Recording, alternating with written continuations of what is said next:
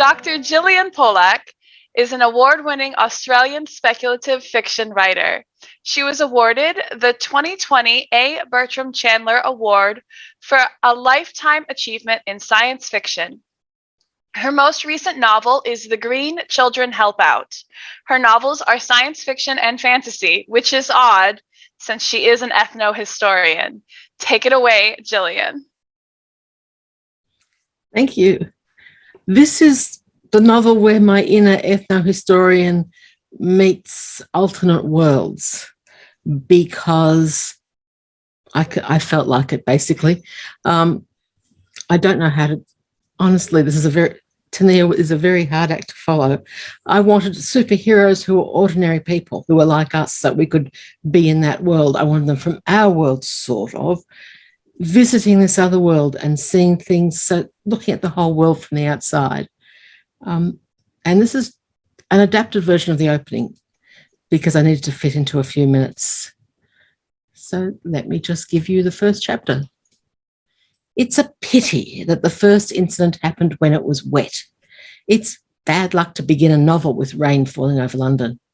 This novel is probably doomed for other reasons as well. Superheroes are snares to bring stories of darkness and despair. London in the rain? Less so. The embankment was wet. The embankment often is wet, for London is a city that enjoys its rain. The chill fell straight from the sky that day, and the few people walking hurried to get where they were going. The wetness grew colder and damper, then even more cold and yet more damp, and 30 metres of the embankment rumbled softly into nothing, stone by stone. The remaining rubble separated from solid land and dropped down into mud and crumbled rock and the ever-changing border between Thames and land. The infrastructure the granite had hidden was replaced by an old verge. The old verge was littered with scraps of everyday life. Although 5 people died, the comment the media ran with was from the moment when a politician stood on a half block of rock too close to the shoreline and exclaimed for the media, "Bloody hell, we've lost 800 years." He then fell the half-metre off that rock and, clutching his phone for safety, was doused by the new mud at the base of the new slope. The politician staggered to his feet, still clutching his phone in his right hand, but holding a small but muddy white pipe on his left. In his left, he bent down to rinse the pipe, then walked back up the slope and stopped before he reached the bustle of journalists. "I was wrong," he said, being somewhat of an amateur historian. "Make that 400 years. The non-natural environment officers were sent the pipes for analysis, along with a goodly measure of mud and rubble. The pipe came to the permanent secretary after its time in the laboratory. The mud and rubble remained in the laboratory. The second incident took place in Milk Street. It was a Saturday morning, and the regular folk were headed to their regular event down the road. One of the people was a new visitor to London. She said to her recently acquired best friend, "You realise that if we were walking in this very place in our own universe, the synagogue would not exist?" "Why do I bring you places?" her friend asked rhetorically. "You're not even Jewish. Let's go to the pub and have a drink. I need a glass of wine more than I need a group of devout people doing the proper thing in the proper way." "What about the person I want to meet?" I said, isn't there a meeting? "We can catch her on the way out, and we should whisper some things. No one knows where we come from, remember?" "I don't want to remember. I refuse to be a hero when I can be a sodding alcoholic. I need that drink." As they turned to Poultry, a big bang echoed around them and rattled the windows. The young woman turned and darted straight into the mess. Her friend sighed and followed the blazing purple spiked hair.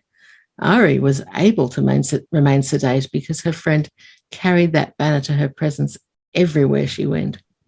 Her own hair was politely tinged to match the colour of her favourite scarf. There was a silence. Injured people, dead people, broken building, tattered. "Hey, Green, look," said the younger. "Don't pick it up," said Ari Green. "Take pictures and then let's get out. We have to report this." The explosion had torn down the front of the building. old building had been replaced by new. It looked like the buildings on the other side of the street, except the new torn building had posters, and those posters were government ones featuring a swastika. The ambulance came and the police came and they helped the wounded and packaged the dead and sealed off the whole of that second tiny corner of central London. The younger woman had already sent the pictures home, as well as to their contact in the non-naturals. It had taken her a mere instance, and her hair had attracted more attention than her work. That hair was indeed a very bright purple. The permanent secretary wrote a small note in reply to those pictures. It arrived at R.E. Green's postal address the next day. Ms. Green, further to the discussion concerning recent events, we believe our people could usefully work together. We will arrange for the tourist visas you and your new associate hold to be modified accordingly. We will also arrange accommodation.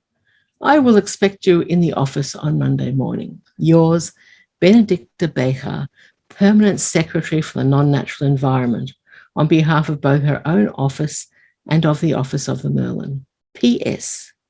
On a personal note, when you next send us material through your associate, we would rather they did not address it to Magic Incorporated. And that's it, I'm afraid.